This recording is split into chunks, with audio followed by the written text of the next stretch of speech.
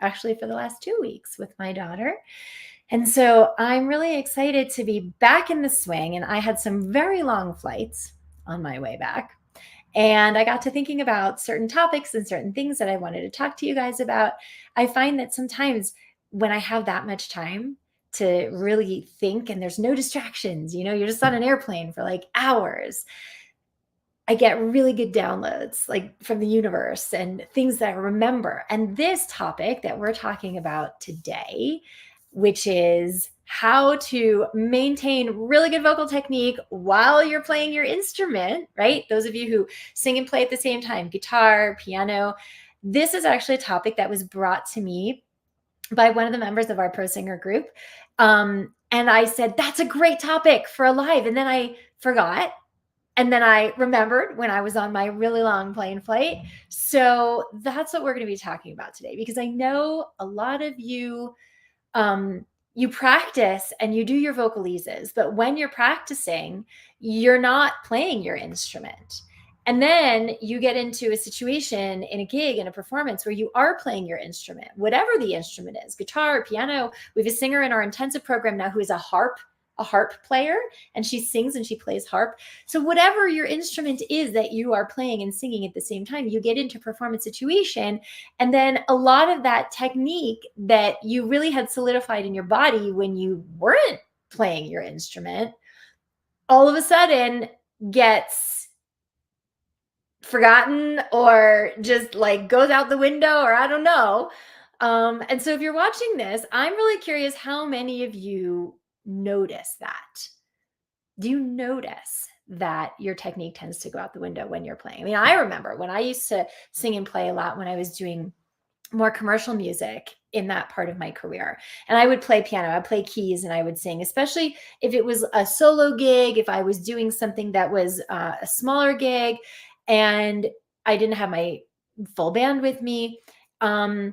And oftentimes I would watch those recordings back and I noticed that the songs that I wasn't playing in, I just had like much bigger ability to connect with the audience, much more ability to really nail the technique on parts of the songs that maybe were otherwise difficult for me. And then I'd pick up my instrument, I'd come to the keyboard, and it's not that it like sucked, but it was also just, I know what I'm capable of, and it didn't sound quite the same. The connection wasn't quite the same. I can see Kate. Hi, Kate. I see you in the comments commiserating. So that's one of the things that I actually taught Kate, because Kate is a singer who was in our intensive program, was how to, the best tool that I know to bridge that gap so that the technique that you and the muscle memory that you have in your body shows up also when you're playing your instrument. Because I think that a lot of times we practice without the instrument, and we do our vocalises without the instrument, and we're practicing our songs, and then we don't, it feels a little bit like doing this, you know what I mean, when you're like tapping your head and rubbing your tummy at the same time. And so what I want to bring you today, and I see Melissa, you saying this too, happens every time. Yep. So here's a great tool that I have learned, which first of all, it would seem a little bit like duh, but oftentimes those are the things that we don't remember, and we need somebody to come in and be like, hey, which is, don't wait until you're in your repertoire to pick up your instrument. And so that was the mistake that I was making. That was the mistake that Kate was making, was we were waiting until we were in the song. We were waiting until we were in the repertoire to pick up the instrument. But what happens is that because practice is all about conditioning the muscle memory. When you're doing your vocalises, you're doing your lip trills, you're working on your breath support, you're working on your resonance, all those things that are so much a part of the muscle memory in your body. But you're doing all those things obviously without your instrument. And what happens is that your instrument is another muscle memory. It's if you're playing keys or if you're playing your guitar.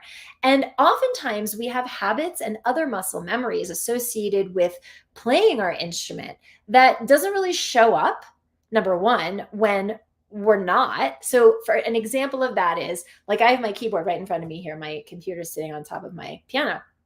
And oftentimes I wouldn't realize this, but if the mic is right here, like the boom mic is right here, and the keyboard is right here, oftentimes the way that I would use my body when I would play and sing, which was very different from how I would use my body when I wasn't, was I would go towards the mic. So now I'm like this, and I would be closed off in my heart space here. So like if I can tilt this a little bit more. So I'm like kind of closed off here because my hands are on the keyboard. So I'm going like this, but then I'm going like this.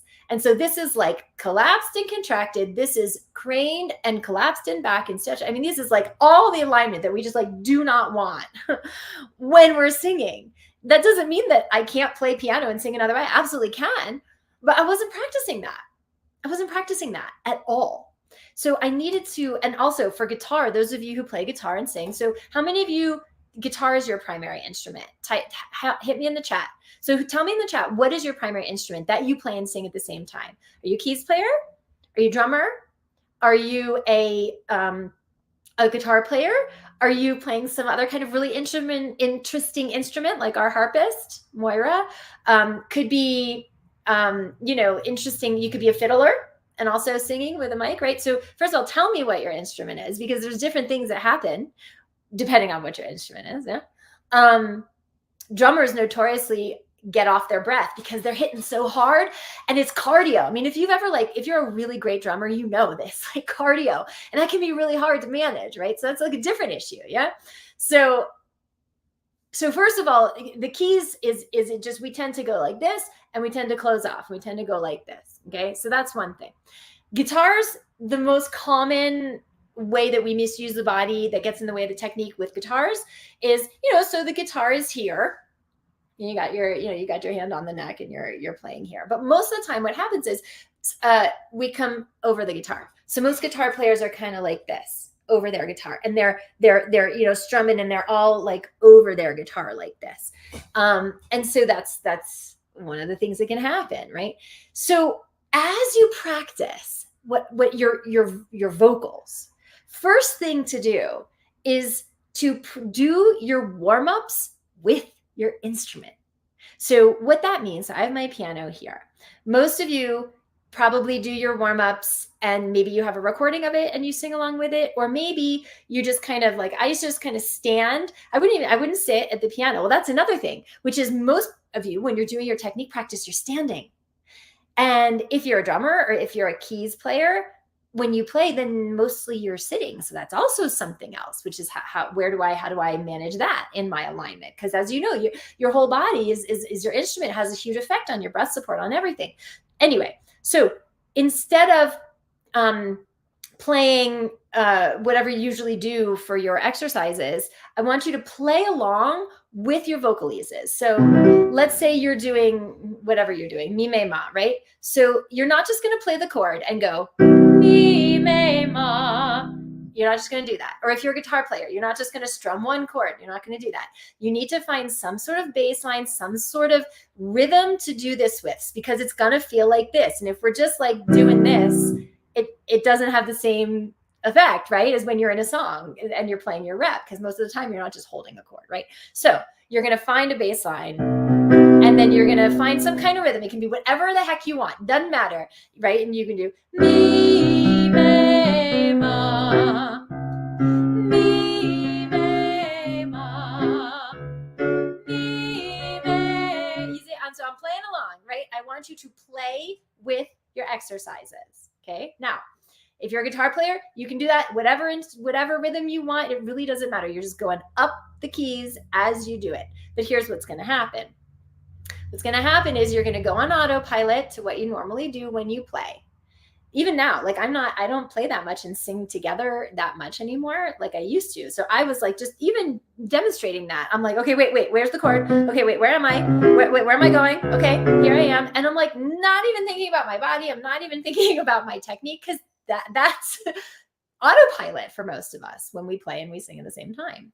So I want you to start to get present to a couple things when you are playing your exercises. And you're going to start simple, right? Don't just jump into playing every single exercise at once. If you're doing a lot of my technique work, if you're following stuff that you've learned in workshops from me, you're going to start with your lip trills. And so you're just going to be in your lip trills, and you're going to start to notice, what are my habits? How am I using my body differently then how am I using my breath? How might I be using my support differently while I'm playing? And you're just going to notice. And you're going to play.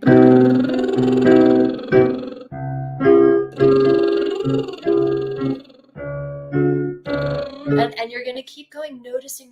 So as I'm doing this, I noticed that the first chord that I played, I kind of came like this. I don't know if you noticed it, but I did a little bit. And I looked down because I was like, wait a second, where am I? Right. And so it's like, number one, really knowing your instrument, so you don't have to think about it. Keeping it simple and knowing where you're going so that you can really focus on what your technique is. And then I noticed as a second one, as I went up, I was like, oh, okay, here I am. I need to find my alignment better. If you're a guitar player, you have a really fantastic tool for your breath support, which is that the body of the guitar sits like right, kind of going like this, or it's the other way around, going across your body. And most of you should practice with a strap so that you don't have to sit, you can stand. Practice with a strap and see if you can breathe into the body of the guitar. So the body of the guitar is right here. Breathe in. It's right there. You can feel that expansion. You can lean into the body of the guitar.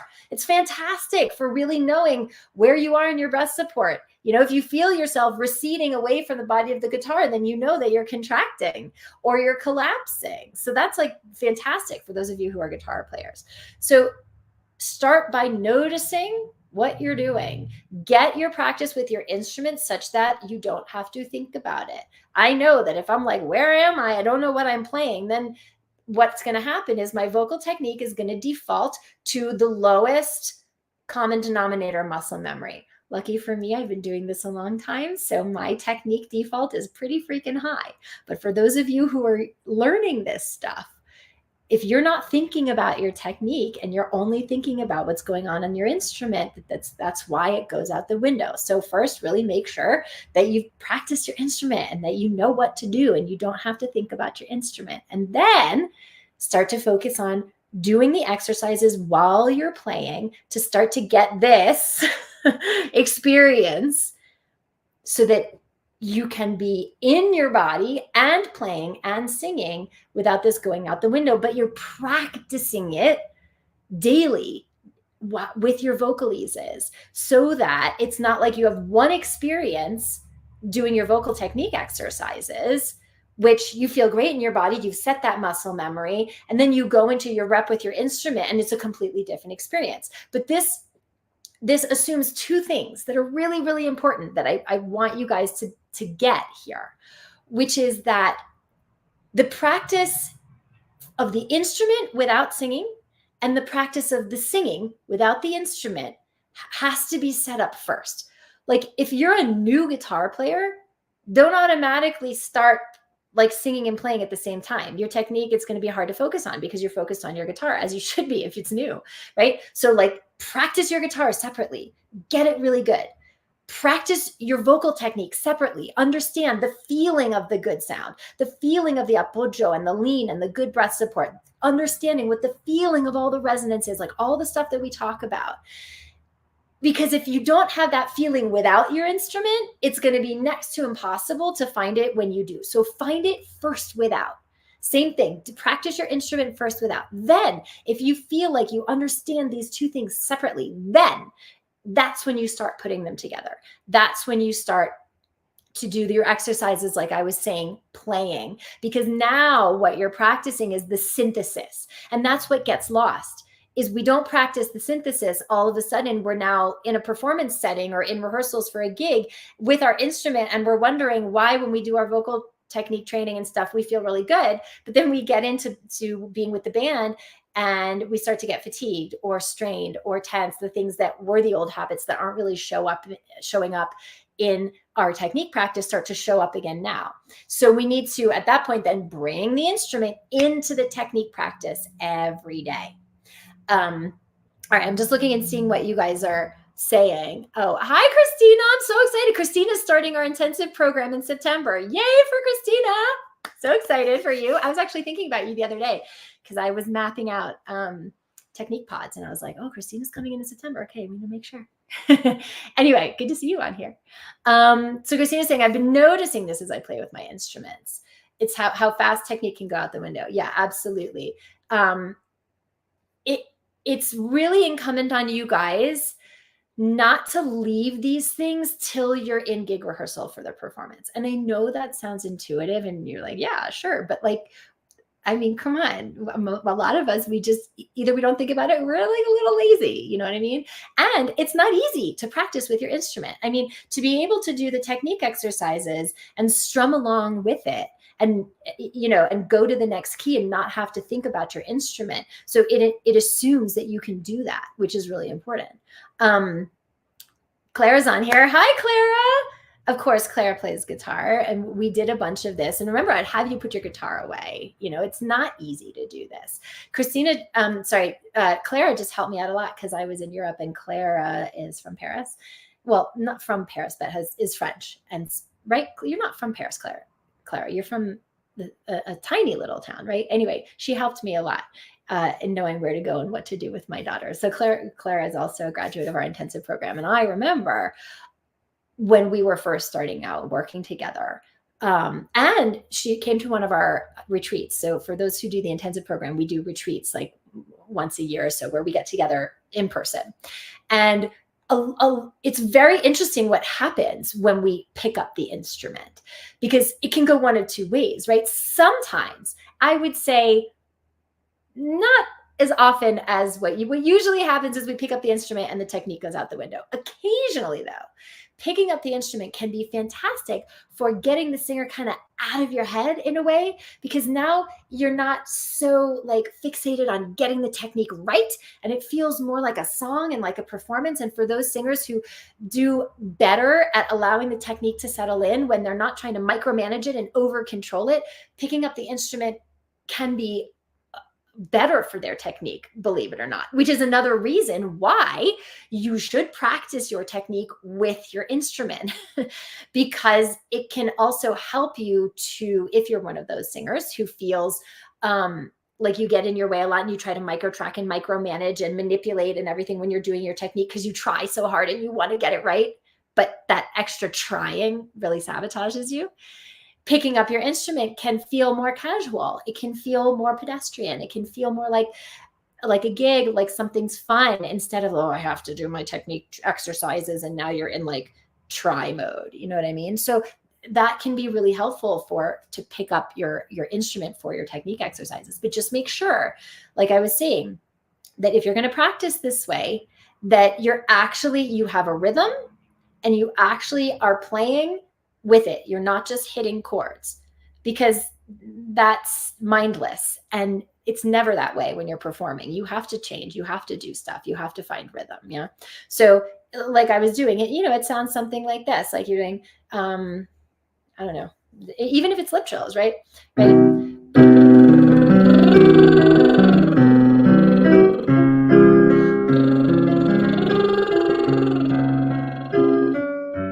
So you're just going up and up and up, but you're playing along with it as you do it.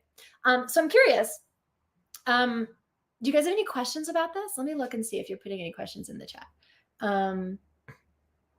Okay, Kate has an interesting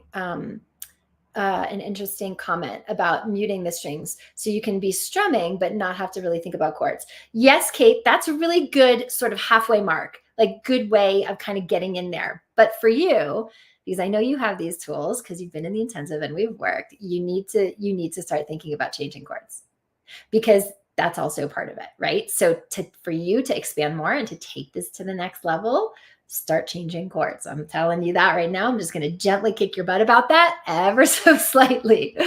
Let me see if there's anybody else who has any questions about this. Yeah. Okay, guys. Yeah, and I see MJ, you said you're learning to play guitar. That's fantastic.